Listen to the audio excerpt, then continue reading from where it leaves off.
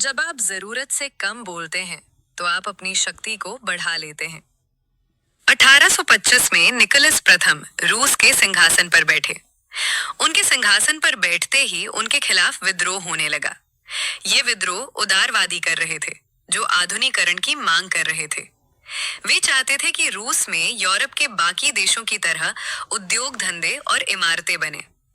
इस विद्रोह का निर्ममता से दमन करते हुए निकोलस ने विद्रोही नेता रियालियेव को फांसी दी जाने के तख्त पर खड़ा किया गया और उसके गले में रस्सी बांध दी गई।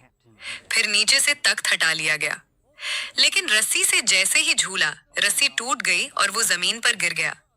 ऐसी घटनाएं उस समय ईश्वर का इंसाफ मानी जाती थी, और जो व्यक्ति इस प्रकार से मृत्युदंड से बच जाता उसे ईश्वर का इंसाफ माना जाता था और उसे माफ कर दिया जाता था।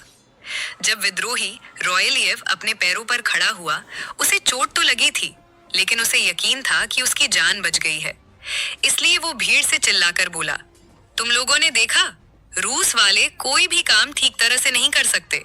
उन्हें तो रस्सी बनानी भी नहीं आती है। ये खबर सम्राट के पास पहुंची तो इस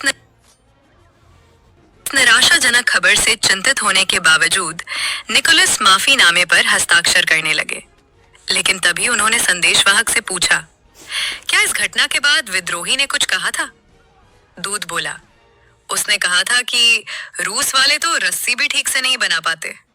सम्राट ने चिढ़कर कहा, अगर ऐसा है तो हम उसकी बात को गलत साबित करके दिखा देंगे। अगले दिन दोबारा रॉयलियेव को फांसी के फंदे पर लटकाया गया और इस बार रस्सी नहीं टूटी। ये बात एक सबक है कि आपके शब्द दोबारा लौट नहीं सकते और कितने खतरनाक साबित हो सकते हैं।